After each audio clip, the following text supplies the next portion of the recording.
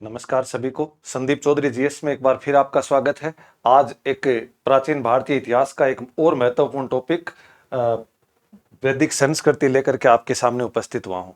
पिछले अध्याय में हमने हड़प्पा सभ्यता के बारे में, महत्वपूर्ण तथ्यों के बारे में, उनकी सामाजिक व्यवस्था, उनका जो ढांचागत है, उनकी जो विस्तार, उद्भव, महत्वपूर्ण तथ्य, महत्वपूर्ण स्थल या उनके जो भी पतन वगैरह से लेकर के पूरा संपूर्ण पाठ के बारे में हमने अध्याय किया। उसी क्रम को आगे जारी रखते हुए आज की जो हमारा जो नया टॉपिक है वो है वैदिक संस्कृति। हड़प्पा सभ्यता के बाद संभवतः कालक्रम के अनुसार वैदिक संस्कृति का कालक्रम आता है। इसको मूल रूप से जो ये सभ्यता है, ये समय अवधि, इसकी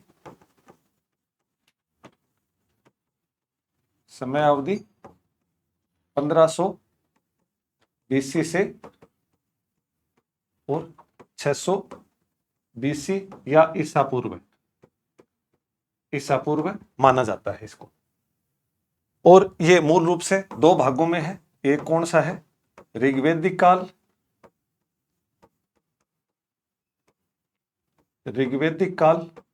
जिसमें ऋग्वेद की रचना हुई। एक उत्तरवैदिक काल, जिसमें अन्य तीन वेदों की रचना हुई। तो ऋग्वैदिक जो काल है ये 1500 से 1000 बीसी के मध्य, 1000 ईसा पूर्व के मध्य, तथा उत्तरवैदिक काल 1000 से 600 ईसा पूर्व के मध्य के काल को माना जाता है। जैसे हमने हड़प्पा सभ्यता को पढ़ा था कि वो मात्र सत्तात्मक थी, उसी प्रकार जो वैदिक सभ्यता है ये कैसी है? पितर सत्तात्मक सभ्यता है। साथ में हमने हड़प्पा सभ्यता को पढ़ा था कि वो नगरीय सभ्यता है। तो ये कौन सी सभ्यता है? ये ग्रामीण सभ्यता है। नगरीय सभ्यता तथा ग्रामीण सभ्यताओं में भिन्नता क्या होती है? नगरीय सभ्यता की जो अर्थव्यवस्था का मूल केंद्र है वो व्यापार और वाणिज्य होता है। उसी प्रकार ग्रामीण सभ्यता है, इसका जो मूल आधार होता है वो होता है कृषि तथा पशुपालन, ऐसी चीजें जो मूल रूप से गांव के जो मूल रूप से कार्य होते हैं उसी प्रकार। तो ये ग्रामीण सभ्यता है, पितृसत्तात्मक है। समय अवधि है इसकी 1500 से लेकर के 600 ईसा पूर्व के मध्य। ऋग्वैदिक काल 1500 से 1000 और उत्तर वैदिक काल जो बाद के काल है, इसमें ऋग्वेद की रचना हुई। इसमें अन्य वेद, सामवेद, यजुर्वेद और अथर्ववेद, इन सब वेदों की रचना हुई। आर्यों का परिचय, आर्यों के द्वारा बसाई गई थी यह सभ्यता, आर्यों के द्वारा संचालित है या आर्य से संबंधित सभ्यता है। इनका परिचय और मूल निवास से संबंधित संकल्पनाएं। आर्य शब्द का अर्थ श्रेष्ठ या कुलीन कहा जाता है। ऋग्वेद के अंदर आर्य हैं, इनका वर्णन है वो 36 बार किया हुआ है ऋग्वेद के अंदर आर्य शब्द का वर्णन। इसीलिए इनको बोला जाता है कि आर्यों के द्वारा निर्माणकर्ता इनके आर्य थे। मुख्य व्यवसाय इनका क्या था? पशुचारण, पशुपालन नहीं, पशुचारण। तो चारण है तो पालन भी हो गया, तो पशुपालन के अनुसार। सर्वप्रथम 1847 के अंदर लेसेन नामक एक इतिहासकार ने अपनी पुस्तक लिखी। क्या लिखी?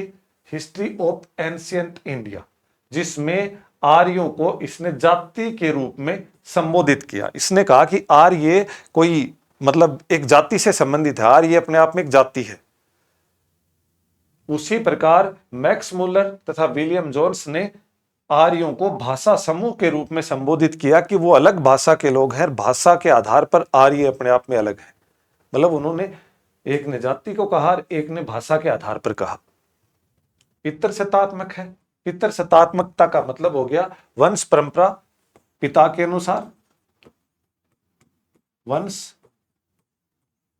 परंपरा, पिता से पुत्र, संसाधनों पर अधिकार, संसाधनों पर अधिकार, संसाधनों पर अधिकार पिता से,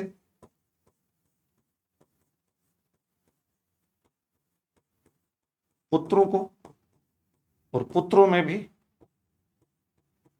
ज्येष्ठ पुत्र को विशेष अधिकार,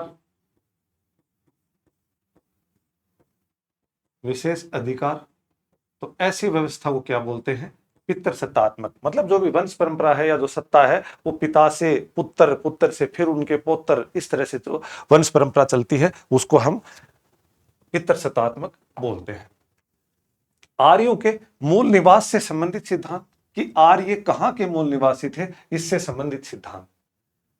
तो हमने हड़प्पा सभ्यता में भी पढ़ा था कि हड़प्पा सभ्यता के पतन के क्या कारण है। तो उनके पतन के कारणों में हमने देखा था कि आर्य आए, बाहर से आए और उन्होंने हड़प्पा वासियों के ऊपर आक्रमण किया और उनको मार पीट करके या उनको मार करके दास बना लिया या उनको नीचे की तरफ दक्षिण भारत की तरफ भेज दिया, ऐसी सभ्यता के तौर पर।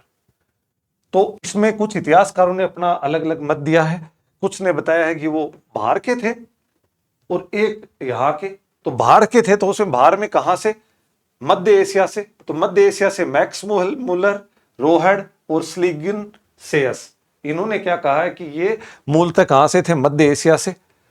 वेद और जैनतावस्था, जो ईरानी और पारसियों का जो धर्म ग्रंथ है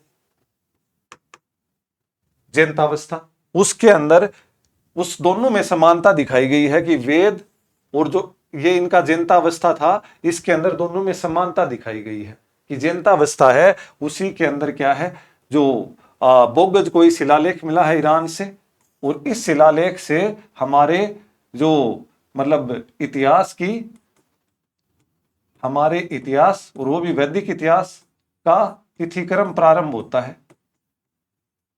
तिथिक्रम प्रारंभ माना गया है इससे हमारे को। सेयस ने कहा कि ये कैस्पियन सागर से संबंधित थे, कि मूल रूप से आर्य हैं वो कैस्पियन सागर के आसपास के मूल निवासी थे और वो यहां पर आए। रोहड ने कहा कि ये बैक्ट्रिया जो ईरान के आसपास का क्षेत्र है। एडवर्ड मेयर ने कहा कि ये पामीर के पठार के आसपास के क्षेत्र से आए हैं। तो इस प्रकार इन्होंने भी कहा कि मध्य एशिया यानी कि विदेशी क्षेत्रों से। दूसरा किसी बताया कि यूरोप से संबंधित, तो यूरोप से संबंधित बताया कि गाइल्स, पेंका, हर्ट, मच, नेहरिंग और पॉरकोनी। इन इतिहासकारों ने कहा कि ये मूल रूप से कहां से संबंधित है? यूरोप से। जिसमें नेहरिंग ने कहा कि ये मूल रूप से रूस से संबंधित हैं, और रूस भी कौन सा रूस से संबंधित है? ये दक्षिणी रूस से संबंधित है, दक्षिणी रूस से संबंधित। पेंका ने बताया इनको जर्मनी, और जर्मनी के भी किस जगह से बताया इन्होंने? स्कैंडेनेवियन क्षेत्र से।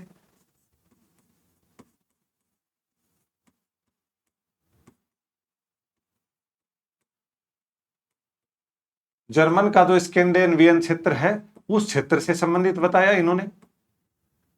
और जो गाइल्स है, गाइल्स ने क्या बताया इनको? गाइल्स ने बताया कि हंगरी, डेन्यूब के क्षेत्र से संबंधित है। ये हंगरी, डेन्यूब के क्षेत्र से संबंधित, बताया। कई बार महत्वपूर्ण रूप से पूछ लिया जाता है कि किसने कहां से, कौन से क्षेत्र से संबंधित, व्याख्या करें, या एबेसेडे में दे दिया जाएगा। उत्तरी ध्रुव से संबंधित बाल Gangadhar Tilak Arctic home in Vedas किताब के अंदर बताया कि उत्तरी ध्रुव से संबंधित है। स्वामी दयानंद सरस्वती ने इनको तिब्बत से संबंधित बताया।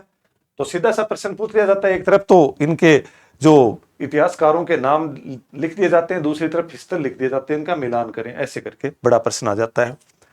तो कहने का मतलब ये बाहर से बताया कि मूल रूप से आर्य हैं जो भारत के बाहर से आए हैं। और तीसरी और जो नई और वर्तमान मतलब जो एक प्रकार की जो मान्यता है, उसमें कुछ भारतीय इतिहासकार इसको मानते हैं कि नवीन खोजों के आधार पर, कि वर्तमान की कुछ नवीन खोज हुई है उसके अनुसार कुछ भारतीय इतिहासकार मानते हैं कि ये मूल रूप से भारतीय ही थे आर्य। सिंधु घाटी सभ्यता है उसके भी निवासी मूल रूप से आर्य ही थे और ये भारतीय ही थे। पहली दो चीजें बताई उन्होंने, इसकी तीन तरह की थ्योरियां हैं। एक तो आर्य आक्रमण सिद्धांत है कि जिसके अंदर हम हड़प्पा सभ्यता को देखते हैं कि हड़प्पा सभ्यता के ऊपर बाहर से आए आर्य और उन्होंने आक्रमण किया, और आक्रमण करके वो यहां से क्या किया, उन्होंने आर्यों को, हड़प्पा सभ्यता वासियों को हरा दिया और हरा करके उनको मार करके दक्षिण भारत की तरफ या भगा दिया या दास बना लिया। दूसरी है आर्य प्रवास सिद्धांत। उसके अंदर भी यही माना जाता है कि आर्य धीरे धीरे बाहर से यहां पर आकर के धीरे धीरे बस गए और यहीं पर रहने लग गए। और तीसरा जो वर्तमान माना जाता है उसके अंदर, लेकिन वो पहले दोनों सिद्धांतों में यही है कि भाई बाहर से आए, वो कुल मिलाकर के वो ये माना गया कि वो बाहर के ही थे। और तीसरा जो वर्तमान में आधुनिक जो नवीन खोजों के आधार पर जो सिद्धांत है उसमें कुछ भारतीय इतिहासकार ये मानते हैं कि आर्य मूलतः भारतीय ही थे। आर्यों का आगमन और महत्वपूर्ण तथ्यों के अंदर आर्यों का आगमन है वो विमल चंद्र पांडे और राजबली पांडे दोनों ने बताया है। विमल चंद्र ने बताया है कि लगभग ये 2500 से लेकर के 1000 ईसा पूर्व के मध्य, 2500 से लेकर के विमल चंद्र पांडे, और आर्यों का आगमन है वो लगभग क्या बताया इन्होंने 2500 से लेकर के 1000 के बीच। और राजबली पांडे ने बताया ये 5000 से 3500 ईसा पूर्व के मध्य ये भारत में आए थे। आर्यों का सबसे महत्वपूर्ण पशु पहला तो है घोड़ा, और दूसरा क्या है गाय। ये दो पशु हैं इनके महत्वपूर्ण प्रिय पशु हैं। अश्वमेध यज्ञ, रथ वगैरह, सारथी, इन चीजों का इनका विशेष महत्वपूर्ण था। माना जाता है कि वैदिक परंपरा थी, अश्वमेध यज्ञ करना वैदिक परंपरा से ही शुरू माना जाता है। गाय है वो आर्यों की अर्थव्यवस्था का मुख्य आधार थी। गाय है जिनके पास जैसे गाय होती थी, गाय को सबसे ज्यादा आर्थिक महत्व था। आज वर्तमान समय में गाय है उनकी बुरी तरह दुर्दशा हो रही है बेचारी, और उस समय में इसको इसका महत्वपूर्ण आधार माना जाता था। जिनके पास जितनी गायें थी, ज्यादा अधिक गायें होती थी, वो समृद्धि का प्रतीक माना जाता था कि वो उतना ही बड़ा समृद्धि है।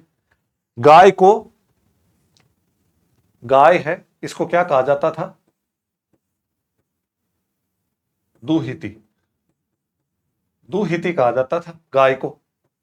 क्यों कहा जाता था? दूध देने के कारण गाय को दुहिती कहा जाता था। पुत्री है उसको दुहिता कहा जाता था, दुहिता या दुहिती भी कह देते हैं अपने वर्तमान समय में अपभ्रंश होते होते। क्यों? कारण क्यों? दूध को दुहने के कारण, दुहने के कारण तो दुहिता कहा जाता था। अतिथि है उसको गोधना कहा जाता था, गोधना। और गायों की खोज के लिए जो युद्ध होते थे, गायों की खोज के लिए अनेक प्रकार के युद्ध होते थे, उनको अपन गविष्टि कहते थे।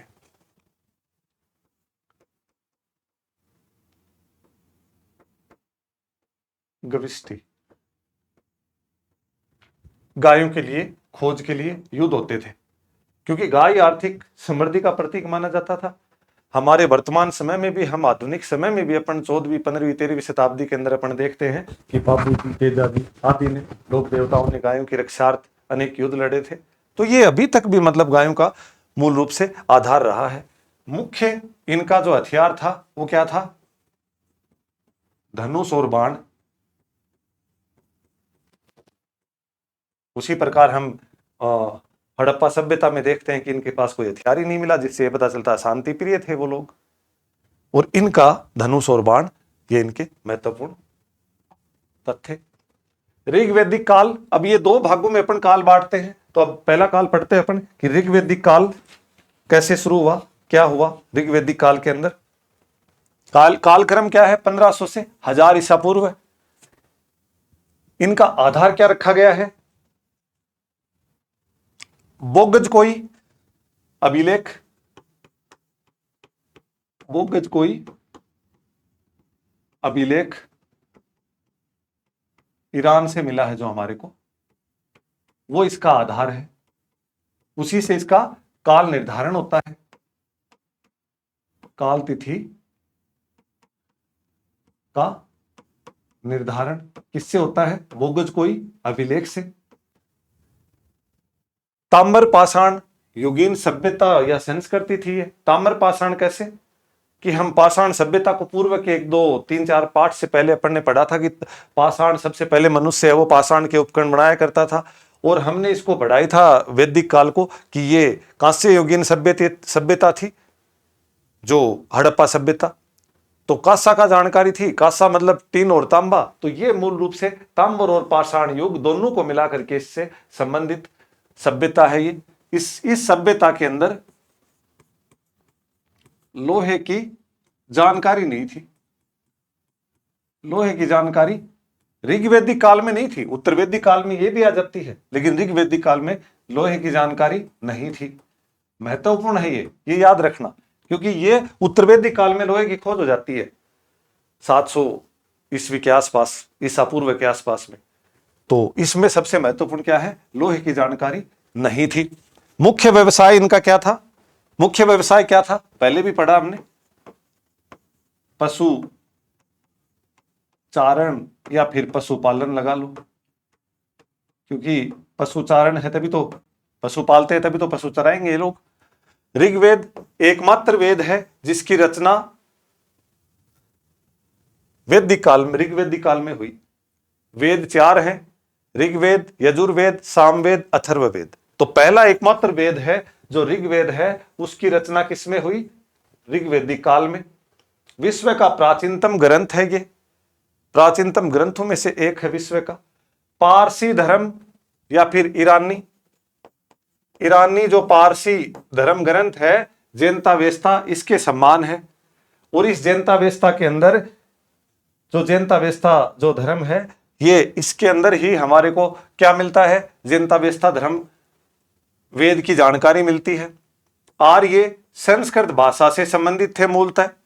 मुंडा एवं द्रविड़ शब्द भी मिले हैं। द्रविड़ मतलब दक्षिण भारत से संबंधित, दक्षिण भारत की संस्कृति को अपन द्रविड़ संस्कृति कहते हैं। और मुंडा मूल रूप से कहां से संबंधित है, झारखंड, पश्चिम बंगाल, उड़ीसा, छत्तीसगढ़ की आदिवासी समुदाय है, आदिवासी समुदाय है मुंडा। तो वो जो आदिवासी समुदाय जिस भाषा का प्रयोग करता था उसको अपन क्या कहते हैं, मुंडा शब्द मिले हैं। तो किसमें मिले हैं मुंडा शब्द, ऋग्वेद के अंदर। और आगे देखते हैं ऋग्वेद में कि ऋग्वेद की जो संरचना है, 8 अष्टक, 10 मंडल, 1028 सूक्त और 10,580 श्लोक। 10,552 भी मिलते हैं कुछ किताबों में। तो ये अपने को ध्यान जरूर होना चाहिए कि जब अपने अगर ये ना आए तो अपने को ये पता होना चाहिए कि 10,552 भी कुछ किताबों में मिलते हैं। 8 अष्टक का मतलब है 8 समूह में लिखा गया, 8 समूह में रचना, 8 समूह के अंदर इसकी क्या हुई, रचना हुई इसकी।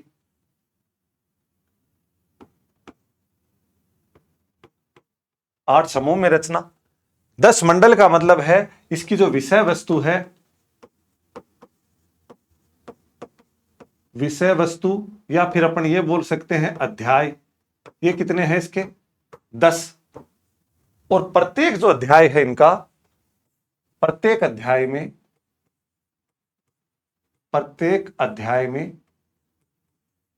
में ऋषि वंश की परंपरा है, ऋषि वंश का विस्तार है। मतलब ऋषि वंश की जानकारी मिलती है, किसी न किसी ऋषि के वंश के बारे में जानकारी मिलती है।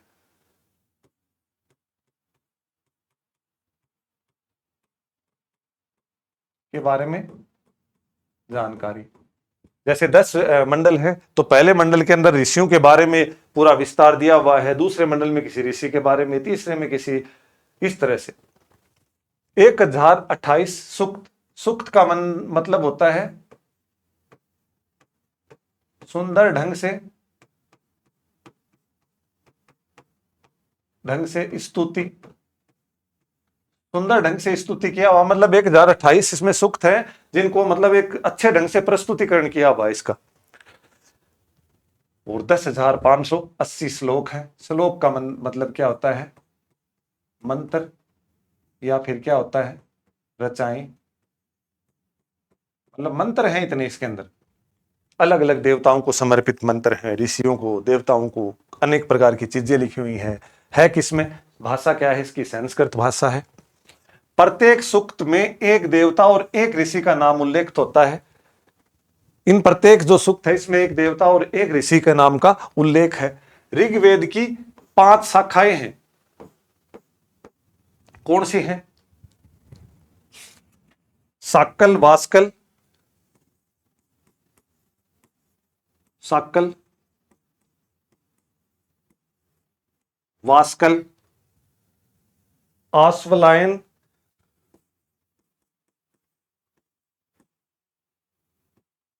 शाखायन और कौन सी है? मांडुक्य। मांडुक्य। तो इस प्रकार की क्या है? 5 शाखाओं का वर्णन है इसके अंदर। साथ में मंडलों की जो विशेषता है कि 10 मंडल है, इनमें क्या मंडल की कौन कौन सी विशेषता है? प्रथम, 9वां और 10वां, पहला और अंतिम 2, ये क्या है? मंडल बाद में जोड़े गए हैं।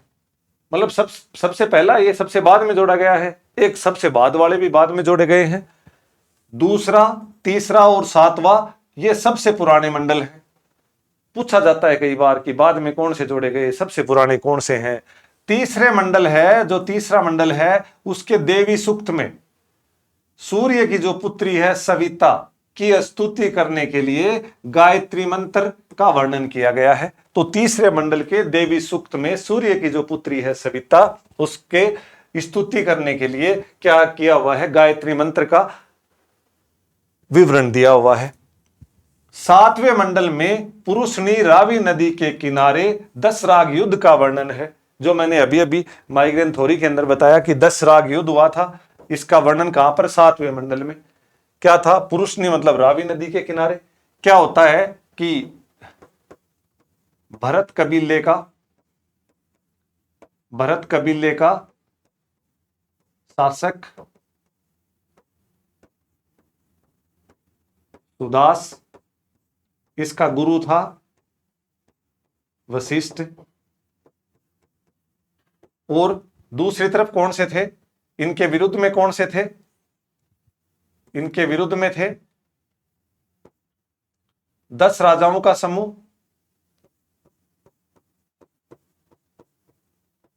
10 राजाओं का समूह मतलब सब 10 राजाओं ने अपना गठबंधन किया हुआ था। और इनका गुरु कौन था? विश्वामित्र। इनका गुरु कौन था? विश्वामित्र। तो इनका गुरु कौन था? वशिष्ठ, और इनका गुरु विश्वामित्र। पुरुषनी रावी नदी के किनारे इनके मध्य बड़ा एक युद्ध होता है, एक संघर्ष होता है, जिसमें राजा सुदास है वो क्या होता है? विजयी होता है। और ये क्या है? 10 राजा हैं, ये पराजित होते हैं और ये यहां से भाग जाते हैं, और ये राजा। तो इसका वर्णन पूछा जाता है कई बार कि पुरुषनी नदी के, ये पूछा जाता है कि 10 राग युद्ध कब का वर्णन किस में मिलता है? तो 7वें मंडल में मिलता है। किस नदी के किनारे हुआ था? रावी नदी के किनारे। रावी नदी का दूसरा नाम क्या था? पुरुषनी नदी। तो इस प्रकार का कौन राजा था? राजा सुदास था। गुरु कौन थे उसके? वशिष्ठ थे। 10 राजाओं के समूह के गुरु कौन थे? विश्वामित्र थे। इस तरह से 9वां मंडल है, यह सोम देवता को समर्पित है। 9वां मंडल है, इसमें सोम देवता को समर्पित है। सोम देवता को 9वां मंडल। तो ये इसके अंदर महत्वपूर्ण हो जाती है। वर्ण व्यवस्था के बारे में जानकारी। वर्ण व्यवस्था के बारे में 10वें मंडल के पुरुष सूक्त में, पुरुष सूक्त में अनेक प्रकार के सूक्त होते हैं। जैसे सूक्त है, इसमें कोई विवाह सूक्त, कोई पुरुष सूक्त, कोई नदीय सूक्त, कोई मृत्यु सूक्त, अनेक प्रकार के। तो इसके जो पुरुष सूक्त है उसके अंदर वर्ण व्यवस्था का वर्णन है, जिसमें कहा गया है कि परम पिता परमेश्वर, परम पिता परमेश्वर के, परम पिता परमेश्वर के मुख से ब्राह्मण, भुजाओं से क्षत्रिय, जंघाओं से वैश्य और पैरों से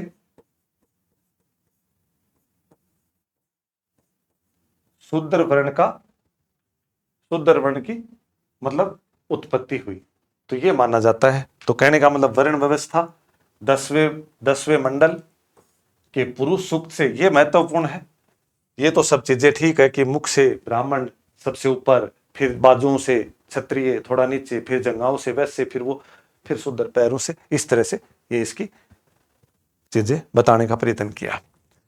ऋग्वेद में नदियां, महत्वपूर्ण नदियों में सर्वाधिक जो महत्वपूर्ण है वो सिंधु नदी को माना गया है, क्योंकि सारे वेदों की रचना यहीं पर हुई। वेदों की रचना इनके किनारे हुई। सबसे जो पवित्र नदी है वो सरस्वती नदी को माना गया है कि सबसे पवित्र वेदों की, गंगा यमुना ऐसी कुछ नहीं थी, सरस्वती नदी को माना गया है। आर्यों का जो निवास स्थान है वो सप्तसंधव प्रदेश माना गया है। इसके अंदर सप्तसंधव प्रदेश का मतलब आप समझ गए, सिंधु व उसकी सहायक नदियां, उसकी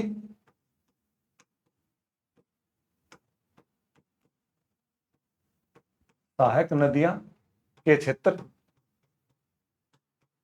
तो समझ गए। मनुस्मृति में सरस्वती और दवदसी नदी के बीच का जो क्षेत्र है, दवदसी मतलब घग्गर नदी, जो अपने राजस्थान, हनुमानगढ़ वगैरह, जो पाकिस्तान में जाकर के जिसको हरखा या नाली वगैरह, हनुमानगढ़ में जिसको नाली बोला जाता है, में के बीच ब्रह्मावर्त देश कहलाता है। कि सरस्वती और घग्गर नदी, द्वदशी नदी, जिसका मतलब ऋग्वेद में नाम इसका दशदधी नदी नाम है, द्वस्वदधी नदी। तो इसमें इसको क्या है, ब्रह्मावर्त कहा गया है। नदी सूक्त में अनेक नदियां का नाम है। जो नदी सूक्त है ऋग्वेद के अंदर, जो 1028 सूक्त है, उनमें से एक नदी सूक्त है, उसमें अनेक नदियां हैं। गंगा नदी का जिक्र एक ही बार किया हुआ है, यमुना नदी का जिक्र 3 बार किया हुआ है इसमें। तो ये बहुत महत्वपूर्ण है। साथ में नदियों के कुछ प्राचीन नाम, शत्रुदी, सतलज, पुरुषनी जिसका अभी जिक्र किया था हमने, रावी, द्वदशी जो अपन ने अभी देखा, घग्गर,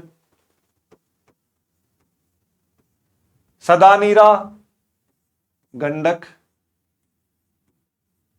अस्किनी, चेनाब, वितस्ता,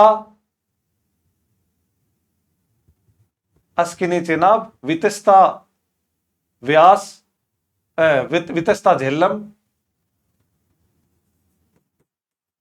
वितस्ता झेलम नदी। उसके बाद गोमल, गोमती नदी। उसके बाद कुब्बा, काबुल नदी। उसके बाद में विपाशा, व्यास नदी, व्यास नदी। तो इन प्रकार से नदियों के, प्राचीन नदियों के नाम। ये भी कई बार महत्वपूर्ण पूछा जाता है कि झेलम नदी को क्या बोला जाता था, या इनका आपस में आ जाएगा, इसको आपस में मिलान करें। तो ये सबसे महत्वपूर्ण है इसमें।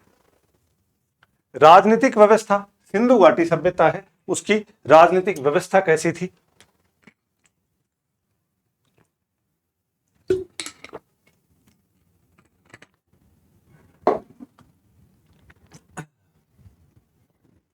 राजनीतिक व्यवस्था में सबसे छोटी जो इकाई थी परिवार या समाज की, उसको बोला जाता था कुल। परिवार और कुल का केंद्र, भाई सबसे छोटी इकाई व्यक्तिगत, व्यक्ति मनुष्य, फिर उसका परिवार। परिवार का जो मुखिया होता है वो कुलप या कुलपति आदि बोला जाता है। तो सबसे छोटी जो इकाई है वो तो कुल हो गई। उसके बाद उससे बड़ा कई कुलों को मिला करके गांव बनता था। फिर कई गांवों को बना करके विश्व बनता था, कई विश्वों को मिला करके जन बनता था, जिनको आगे जाकर के अपन जनपद कहेंगे उसी प्रकार, और जनों को मिला करके राष्ट्र बनता था। तो ऐसे इनका विभाजन था कि सबसे छोटी इकाई कौन सी थी? परिवार। सबसे छोटी इकाई कौन सी है इनकी? परिवार।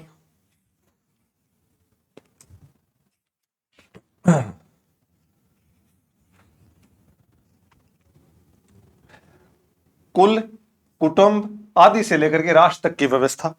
कुल जिसका मुखिया कुलपति, ग्राम जिसका मुखिया ग्रामीणी, विस ग्रामों को मिला करके जिसका मुखिया विस्पति या विषयपति, उसके बाद जन जिसका मुखिया गोप। ये कई बार पूछा जाता है कि वैदिक काल के अंदर जो गोप क्षेत्र, जो जन क्षेत्र है, उसका मुखिया कौन होता था? तो उसको गोप भी कहा जाता था।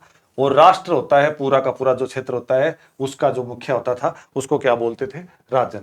तो कहने का मतलब सबसे छोटी इकाई परिवार जिसको कुल बोला जाता था, उसके कुलपति कहा जाता था उसके मुखिया को। फिर उसके बाद कई परिवारों को मिला करके ग्राम बनता था, कई ग्रामों को मिला करके विश्वों को मिला करके जन, और जनों को मिला करके पूरे राष्ट्र का निर्माण होता था। राजन के कार्य कि एक राजा मान लो किसी जनपद का, किसी कबीले का शासक, या किसी क्षेत्र का, किसी बड़े भूभाग का जो क्षेत्र है, उसके दो कर्तव्य और शासक सब बताए उनके। तो राजन के दो कर्तव्य हैं। गोपा जनस्य, गोपा मतलब उस समय जो जनता थी वो मूल रूप से कबीलों में विभाजित थी, तो कबीले का की रक्षा करना एक काम। तो क्या बताया इनको? कबीले की रक्षा है वो एक काम, तो पूछा जाता है कई बार। दूसरा पुरावेता, पुरावेता का मतलब है दुर्गों को जीतना। पूर्व मतलब दुर्ग होते हैं, तो उनको जीतना। तो दुर्गों को जीतने का मतलब दूसरे राज्यों को जीतना, दूसरे क्षेत्रों को जीतना। तो ये उनके दो महत्वपूर्ण कार्य बताए गए हैं। ऐत्रेय ब्राह्मण में दिशाओं के शासकों को नाम बताया गया है ऐत्रेय ब्राह्मण के अंदर, जिसमें उत्तर का जो शासक है, उत्तर की तरफ जो शासक है, उसको क्या कहा है इन्होंने? विराट, उत्तर के शासक को। और दक्षिण का जो शासक है उसको क्या कहा है इन्होंने? भोज। पूर्व का शासक है उसको क्या कहा है इन्होंने? सम्राट। और पश्चिम के शासक है उसको क्या कहा है इन्होंने? सवराट। तो कहने का मतलब शासक हैं ये मूल रूप से, ये किसका है? उत्तर का, ये दक्षिण का, और ये किसका है? पूर्व का, और ये किसका है? पश्चिम का। तो इस प्रकार से इन्होंने चार मतलब दिशाओं के ऐत्रेय ब्राह्मण में वहां के राजाओं का वर्णन किया है। राजा की स्थिति कि राजा मतलब किस तरह का था उस समय में, जो राजा है उसकी प्रशासनिक स्थिति कैसी थी? राजा क्या था? स्थायी शासक नहीं था, स्थायी शासक नहीं था। इसका मतलब वंशानुगत स्थिति नहीं थी, वंशानुगत स्थिति नहीं थी, स्थिति नहीं थी। राजा मूलतः क्या होता था? वंशवाद नहीं था, वंशानुगत स्थिति नहीं थी। योग्यता के आधार पर राजा का चुनाव होता था, योग्यता के आधार पर राजा का चुनाव होता था। और ये चुनाव करता कौन था? ये सभा होती थी उस समय, आम लोगों की सभा, ये करती थी राजा का चुनाव। बलि, बलि एक प्रकार का कर था। बलि क्या था? एक कर था जो युद्ध में प्राप्त धन या धार्मिक कर था एक प्रकार से। बलि एक कर था। कई बार पूछा जाता है ये कि वैदिक काल के अंदर जो धार्मिक या स्वैच्छिक कर कौन सा था? तो बलि कर था, स्वैच्छिक था ये। उत्तर वैदिक काल में अनिवार्य बन गया। स्वैच्छिक था पहले तो, कि ये कर है वो अपनी इच्छा से जो भी कोई समर्थ होते थे वो देते थे, और उत्तर वैदिक काल में ये इसको अनिवार्य कर दिया गया। तो ये इसके अंदर महत्वपूर्ण है कि उत्तर वैदिक काल में इसको अनिवार्य कर दिया गया। ऋग्वेद में आर्यों के 5 कबीलों को पंचजन्य कहा जाता था। तो ये 5 कबीले हैं जिनको क्या कहा जाता था? पंचजन्य। मतलब ये महत्वपूर्ण कबीले थे उस समय में। भरत के नाम पर भारतवर्ष पड़ा। भरत के नाम पर भारतवर्ष नाम पड़ा। हमारे भारत का जो भारतवर्ष नाम है वो भरत के नाम पर पड़ा। अब इसकी 2 तरह की विचारधाराएं हैं। एक हिंदू धर्म के अनुसार, हिंदू धर्म के अनुसार क्या बोलते हैं कि एक राजा हुआ करते थे, किसके? इसी पुरु वंश के, कि पुरु वंश के चक्रवर्ती सम्राट,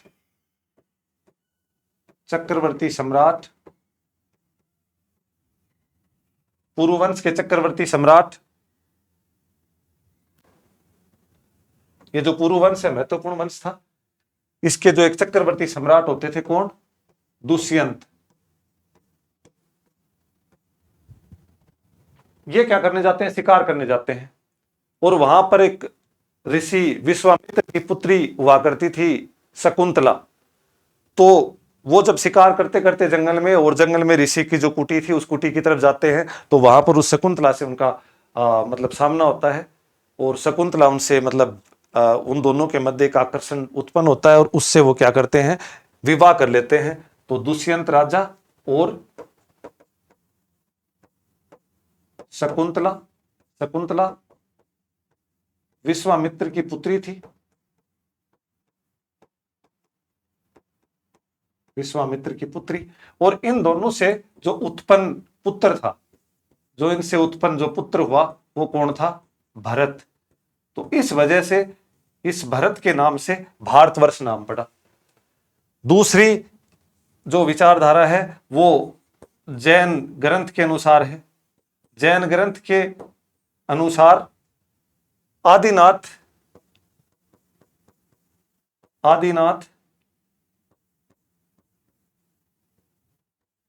ऋषभदेव का पुत्र भरत था, तो इसके नाम से भारतवर्ष पड़ा। तो इस प्रकार की 2 विचारधाराएं हैं। इनके अनुसार भरत का नाम है भारत, भरत के नाम के ऊपर भारतवर्ष नाम पड़ा। ये 5 महत्वपूर्ण कबीले हैं। ये बहुत महत्वपूर्ण है। इसके अंदर राजा स्थायी नहीं हुआ करता था, वंशानुगत स्थिति नहीं थी। राजा के बाद राजा का लड़का नहीं बनेगा, मतलब राजतंत्र इस समय में नहीं था। योग्यता के आधार पर राजा का चुनाव होता था, और चुनाव कौन करता था? सभा करती थी। 3 तरह की मतलब निकाय होती थी उस समय, समिति, सभा और विदत करके। प्रशासनिक संस्थाएं एक कौन सी हो गई? विदत, एक होगी सभा, और एक होगी समिति। विदत है ये मूल रूप से किन की थी? धार्मिक, आर्यों की धार्मिक कार्यों की प्राचीनतम, आर्यों के धार्मिक कार्यों की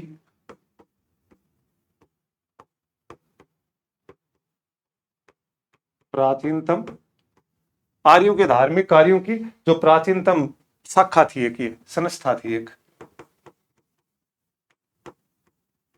ठीक है। दूसरी सभा थी। सभा कुलीन तथा वर्धजनों की,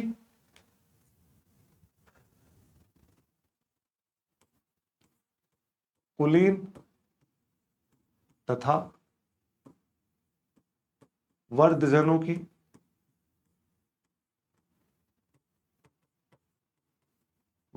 की सभा की संस्था, सभा। और ये मूल रूप से क्या करती थी? राजा के कार्यों पर नियंत्रण करती थी। सभा है ये राजा के कार्यों पर नियंत्रण करती थी, राजा के कार्यों पर नियंत्रण करती थी। थोड़ा सा वो पिछली स्लाइड में जो सभा है ये नहीं, ये समिति चुनाव करती है राजा का। करेक्शन को सही कर लें इसको। ये समिति है, ये चुनाव करती थी, राजा का चुनाव ये नियंत्रण करती थी सभा, ठीक है। तो ये समिति है वो चुनाव करती थी, तो ये राजा के कार्यों पर नियंत्रण करती थी। ये कौन सी? सभा। और समिति क्या है? समिति मूल रूप से सामान्य जनता की सभा थी। ये सामान्य जनता की सभा जो क्या करती थी?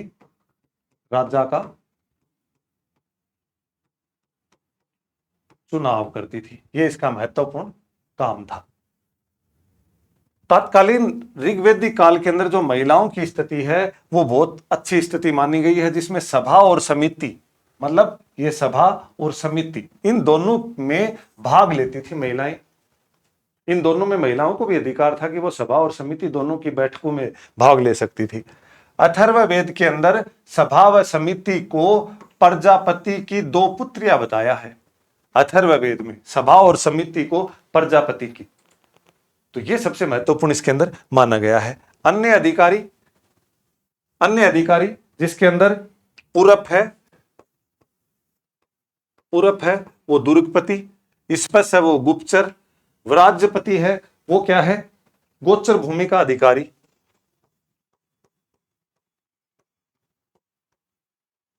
गोचर भूमि का अधिकारी, ये बहुत महत्वपूर्ण है। स्थायी सेना उस समय नहीं थी, नौकरशाही का विकास भी इस समय तक नहीं हुआ था, तो ये इसके अंदर सबसे महत्वपूर्ण चीजें हैं।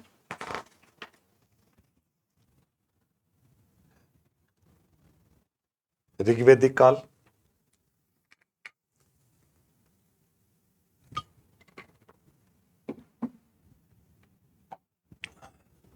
आर्थिक जीवन, ऋग्वेदिक काल का जो आर्थिक जीवन है, अर्थव्यवस्था का जो मूल आधार था, वो क्या था? गाय थी, जिसको अघन्य माना जाता था, जिसको मारा ना जाए। मैंने पहले ही बताया कि समृद्धि का प्रतीक भी गाय होती थी। जिनके पास ज्यादा गाय थी वो उतना ही समृद्ध परिवार माना जाता था। कृषि और भूमि, गव्य चारागाह भूमि थी, चारागाह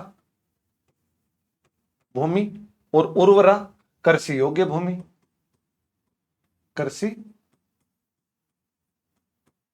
योग्य भूमि। तो दो तरह की भूमि थी, गव्य जो चारागाह से संबंधित, उर्वरा है वो क्षेत्र से संबंधित।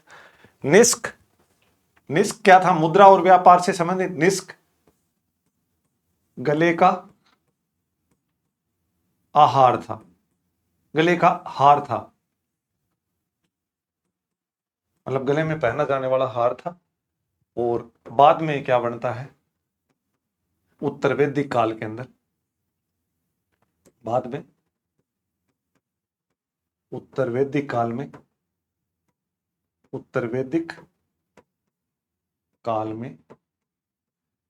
सिक्का बन जाता है। उत्तर वैदिक काल में सिक्का बन जाता है। तो कई बार पूछा जाता है कि निष्क क्या था, तो सीधा सा हार आ जाए या फिर सिक्का आ जाए, तो ये दोनों। हिरण्यपिंड तात्कालिक समय की जो मुद्रा थी उसको माना जाता था कि उस समय में मुद्रा है उसको हिरण्यपिंड। वेकनाट सूदखोर मतलब जो ब्याजखोर होते थे उनको कहा जाता था तात्कालीन समय में वेकनाट। कुछ ही दिन कहा जाता है उत्तर वैदिक काल में, वो आगे देखेंगे। तो सूदखोर को क्या कहा जाता था?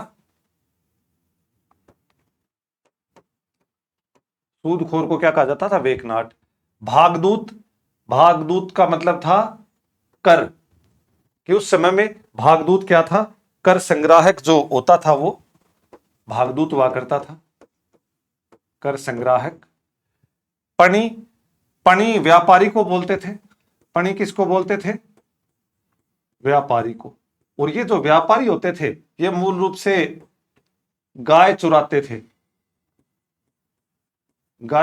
थे तथा गायों को छिपाते भी थे, चुराते थे और छिपाते थे, क्योंकि गाय मूल रूप से समृद्धि का प्रतीक माना जाता था। तो ये गायों का शिल्पियों के मुखिया को तक्षा कहा जाता था, जो मूल रूप से क्या था, ये बढ़ई था। बढ़ई कौन होता है? मूल रूप से लकड़ी या सुथार का काम करने वाला। क्यों था ये शिल्पियों का मुखिया तक्षा? और तक्षा में भी बढ़ई बहुत महत्वपूर्ण था। कारण क्या था? क्योंकि इन लोगों का रथ निर्माण का काम था, इनका रथ निर्माण करते थे और रथों का बहुत ज्यादा महत्व था, तो इस वजह से इनका महत्व अधिक था। व्यापार है वो कैसा था? वस्तु विनिमय आधारित, नगद नहीं था, वस्तु विनिमय, वस्तुओं का लेन देन के आधार पर। मेरे पास बाजरा है, आपके पास अगर गेहूं है, मुझे गेहूं की आवश्यकता है तो मैं आपको बदले में बाजरा दूंगा, आप मुझे गेहूं दोगे। इस तरह की व्यापारिक गतिविधियां। धर्म और देवता, धार्मिक विशेषताएं। देवताओं को प्राकृतिक शक्तियों के मानवीय रूप थे उस समय में। पूजा पद्धति भी काफी सरल थी, कर्मकांड बिल्कुल नहीं थे, पशु बलि नहीं थी। मूल मंत्र है वो गायत्री मंत्र था, विश्वामित्र के द्वारा रचित, पुरुष सूक्त के तीसरे मंडल में। अपन ने देखा ही था कि गायत्री मंत्र का वर्णन है ऋग्वेद के तीसरे मंडल के देवी सूक्त में।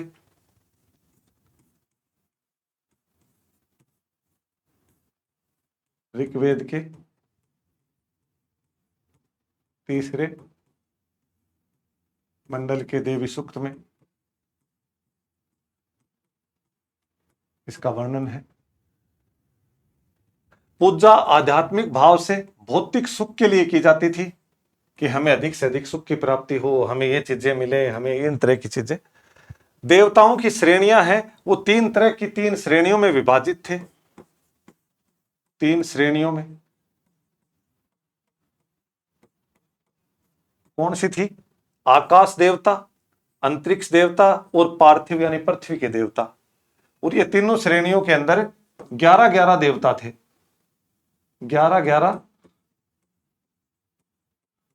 देवताओं का वर्गीकरण था। 11-11 का मतलब अब तीनों के अंदर कितने हो जाएंगे? मतलब 33 देवता। फिर अपन कभी कभी अपन पढ़ते हैं कि 33 करोड़ देवी देवता, तो 33 करोड़ देवी देवता नहीं, 33 कोटि देवी देवता, 33 कोटि देवी देवता। अपन कभी कभी पढ़ने में आता है ना अपने 33 करोड़ देवी देवता हिंदू धर्म के अंदर, तो इस प्रकार की एक मतलब कि भ्रांति है एक प्रकार से, कि इस तरह के ऐसे ही इसको एक गलत शब्द के गलत अर्थ में लिया हुआ है। तो 33 करोड़ नहीं है, और 33 कोटि है, मतलब 33 प्रकार है। और 33 प्रकार किस प्रकार है? कि आकाश, अंतरिक्ष और पार्थिव, 11-11 देवता इनके, इस आधार पर। ऋग्वेद में 33 देवताओं का उल्लेख है, वही ऊपर वाले इन 33 देवताओं का उल्लेख किसमें मिलता है अपने को? ऋग्वेद के अंदर। प्रमुख देवता, सबसे महत्वपूर्ण जो देवता है वो इंद्र माना गया है। 250 श्लोक इंद्र देवता को ऋग्वेद में जो भी है समर्पित है, 250 श्लोक। दूसरा महत्वपूर्ण देवता अग्नि को माना गया है, जिसके 200 श्लोक अग्नि को समर्पित हैं। तीसरा महत्वपूर्ण देवता वरुण, जिसको समुद्र देवता, रथस्य गोपा, रथ का संरक्षक कहा जाता है। ठीक है, तो ये महत्वपूर्ण उस समय के देवताओं को माना गया है। दिति और अदिति, दिति राक्षसों की माता और अदिति, दिति है मतलब दानवों की माता और अदिति है वो देवताओं की माता, तो इस आधार पर माना गया है। अन्य महत्वपूर्ण देवताओं में सविता, देवताओं की चक्षु कहा जाता था इनको,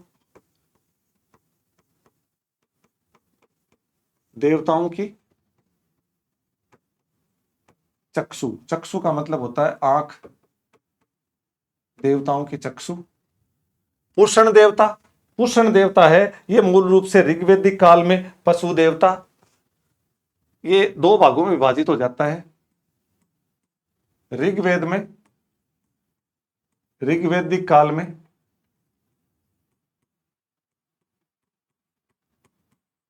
पशु देवता और उत्तर वैदिक काल में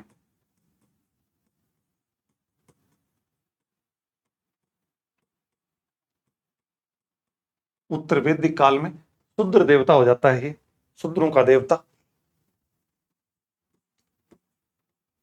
शूद्र देवता।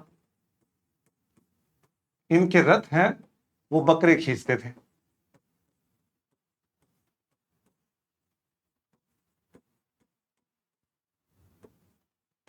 तो ये महत्वपूर्ण देवता है।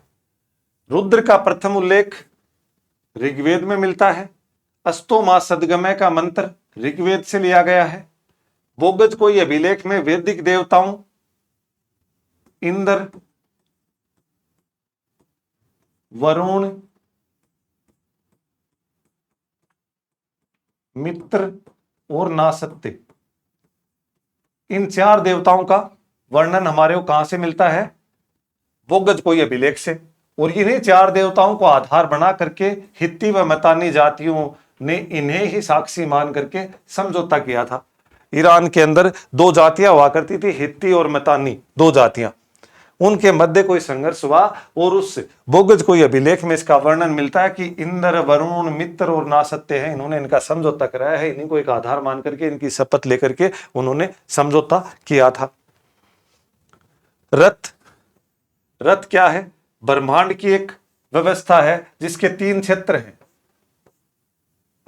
ब्रह्मांड की एक व्यवस्था है, रथ है। रथ से गोपा, जो रथ का संरक्षक है। मूल रूप से रथ क्या है? एक ब्रह्मांड की पूरी व्यवस्था को चलाने का एक आधार है, जिसकी 3 क्षेत्र हैं। कौन कौन से? ब्रह्मांडीय व्यवस्था, ब्रह्मांडीय व्यवस्था, कर्मकांडीय व्यवस्था, कर्मकांडीय व्यवस्था, और तीसरी क्या है? नैतिक व्यवस्था, नैतिक व्यवस्था। इसका मतलब है रथ नामक एक व्यवस्था ऐसी चलती थी जिसका जो संरक्षक है भगवान वरुण, जिसका जो रथ का संरक्षक है, वो जिसको रथ से गोपा बोला जाता था, वरुण को, और वो पूरे के पूरे ब्रह्मांड की एक व्यवस्था को चलाता था। उसकी 3 व्यवस्थाएं थी। ब्रह्मांडीय व्यवस्था कि ब्रह्मांड की कोई न कोई अद्वितीय शक्ति है, वो पूरे के पूरे ब्रह्मांड को संचालित करती है, पूरे के पूरे अंतरिक्ष को।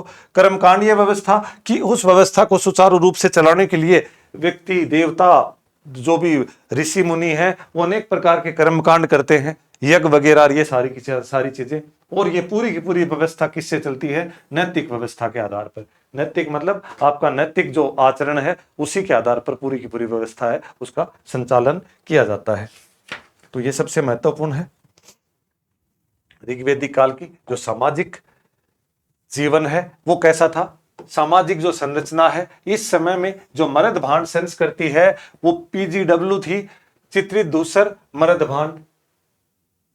ठीक है, क्योंकि जो मर्द भांड बनने लगे उसके ऊपर चित्र और एक अच्छा सा कलर वगैरह है, उनका मतलब इसके अंदर समावेश किया जाने लगा। वर्ण व्यवस्था थी ऋग्वेदिक काल के अंदर, कर्म आधारित थी। यह बहुत महत्वपूर्ण है, कर्म आधारित थी। कर्म आधारित का मतलब अगर आपके कर्म अच्छे हैं, अगर आप कर्म से मतलब आपको जन्म से मतलब आपको वर्ण व्यवस्था में नहीं शामिल किया जाएगा, आपके कर्म अच्छे हैं उसी के अनुरूप आपको वर्ण मिलेगा, ब्राह्मण, क्षत्रिय, वैश्य, शूद्र। तो अगर आपके शूद्र जाति में भी आप मतलब जन्म लिया तो भी अगर कर्म आपके ऊंचे हैं, आप वेदों की जानकारी रखते हो तो आपको ब्राह्मण में। तो ये सबसे अच्छी व्यवस्था थी कि कर्म आधारित थी इस समय में। समाज पितृसत्तात्मक था, वंश परंपरा, पिता के बाद पुत्र, पुत्र के बाद पुत्र आदि चीजें। संयुक्त परिवार प्रथा थी। इस समय में बड़े परिवारों का प्रचलन था। संयुक्त परिवार का मतलब होता है जिसमें 2 या 2 से अधिक या 3, 4, 5 पीढ़ियां एक साथ रहती हों, तो उनको। परिवार की जो समृद्धता का प्रतीक था वो परिवार की वृद्धता पे था। मतलब परिवार जो समृद्ध होता था उसमें यह माना जाता था कि बड़ा परिवार होगा तो वो संभवतः वो बहुत ज्यादा समृद्ध माना जाएगा। तो इस तरह की चीजें थी। स्त्रियों की दशा अच्छी थी क्योंकि यज्ञ में बैठ सकती थी। उसके बाद में मतलब शिक्षा के भी अवसर थे। उसके बाद में सभा और समिति दोनों के अंदर वो बैठ सकती थी, तो ये भी अच्छी स्थिति थी उनकी। पुत्रों का नाम है वो माताओं के नाम पर होता था कि पुत्र हैं, उनका नाम है वो माता के नाम से उनकी पहचान मानी जाती थी।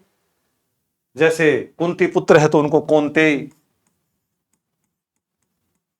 कौन्ते आदि, मतलब इस तरह से मतलब वर्णन। महिलाएं सभा व समिति दोनों में भाग ले सकती थी, महत्वपूर्ण है।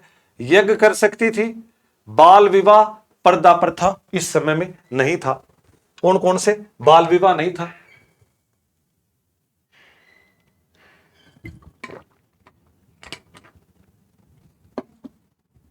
पर्दा प्रथा जैसी कुप्रथाएं नहीं थी, नियोग प्रथा थी। नियोग प्रथा क्या होता है कि मान लो किसी का विवाह हो गया और विवाह के उपरांत उसके पुत्र प्राप्ति होने से पहले किसी कारण से अकाल मृत्यु, उनके पति की अकाल मृत्यु हो जाती है, तो उस समय में क्या था, पुनर्विवाह जैसे कोई भी संस्कार समाज में मौजूद नहीं थे। तो अब उसको आगे के जीवन जीने के लिए उसको कोई पुत्र प्राप्ति जैसी कुछ चीजें, तो उसमें क्या है, समाज उसको मान्यता देता था कि वो कि किसी एक मतलब योग्य व्यक्ति के साथ विवाह करके पुत्र प्राप्ति कर सके। संभवतः उस समय में क्या होता था कि ज्यादातर देवर या छोटे मतलब पति के छोटे भाई वगैरह उनके साथ में। तो नियोग प्रथा, पति की अकाल मृत्यु पश्चात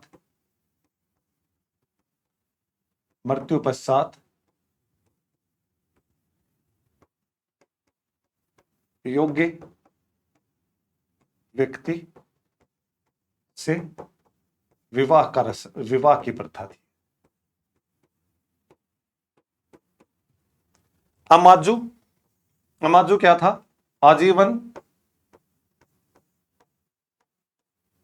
आजीवन जो महिलाएं आजीवन कुंवारी रहती थी, अविवाहित रहती थी, वो महिलाएं आजीवन अविवाहित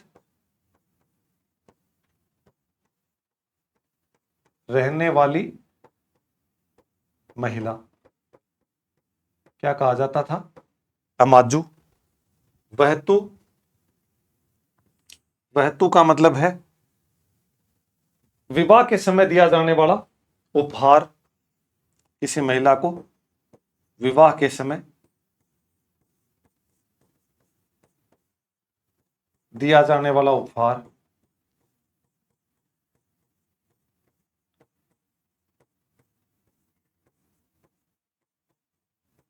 और वधुए विवाह के समय,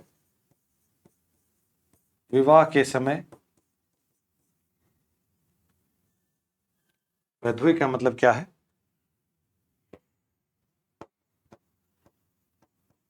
विवाह के समय वधु के पहने जाने वाले कपड़े,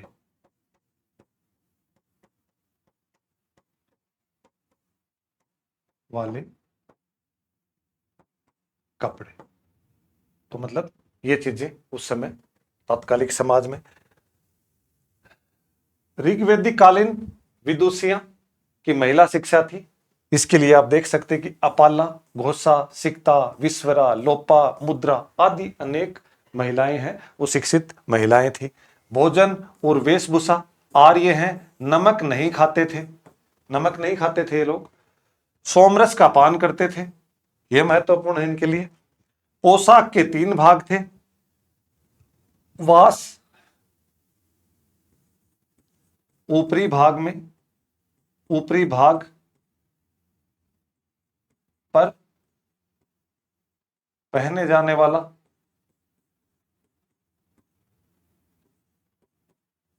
वस्त्र, अधिवास ऊपर से धारण किया जाने वाला, ऊपर से धारण किया जाने वाला वस्त्र। और नीवी, नीवी मतलब मूल रूप से अपन जो नीचे, नीचे का मतलब कमर के से नीचे, नीवी क्या है? कमर से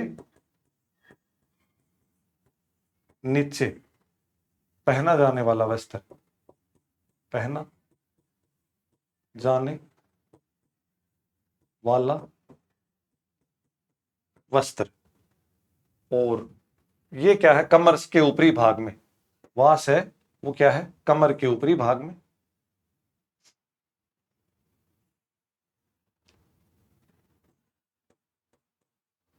कमर के ऊपरी भाग में वास, अधिवास है वो ऊपर से। कहने का मतलब एक तो अपन ने ऊपर से कमर के ऊपर पहन लिया, एक कमर के नीचे, एक हमने ऊपर से ओढ़ लिया इस तरह का एक चादर वगैरह। तो इस तरह का उस समय में ये महत्वपूर्ण सामाजिक जीवन। चित्रित दूषण मृदभान संस्कृति वर्ण व्यवस्था का क्रम आधारित थी। पितृसत्तात्मक संयुक्त परिवार पर था। उसके बाद स्त्री दशा अच्छी थी, यज्ञ कर सकती थी महिलाएं, नियोग प्रथा थी, बाल विवाह पर्दा प्रथा आदि सब चीजें नहीं थी। अमाजू आजीवन अविवाहित रहने वाली महिलाएं, वधुए विवाह के समय दिया जाने वाला उपहार और विवाह के समय वधु के द्वारा पहने जाने वाला जो वस्त्र हैं, कपड़े हैं, वो वधुए कहा जाता था। उसके बाद में नमक नहीं खाते थे, सोमरस। वास कमर के ऊपरी भाग में पहने जाने वाला वस्त्र, अधिवास ऊपर से पहने जाने वाला वस्त्र, और नीवी का मतलब नीचे, वास का मतलब ऊपर से, और अधिवास मतलब और ऊपर से। तो इस तरह की चीजें ऋग्वैदिक काल के बारे में आज हमने महत्वपूर्ण पढ़ा है इसके बारे में। तो जो भी महत्वपूर्ण तथ्य हैं उनको हमने इस पाठ के अंदर पूर्ण रूप से शामिल किया है। अधिक से अधिक इसको सब्सक्राइब करें, लाइक करें, शेयर करें। साथ में टेलीग्राम के ऊपर इसकी पीपीटी है, वो मिल जाएगी। और हमारे साथ जुड़े बहुत बहुत धन्यवाद।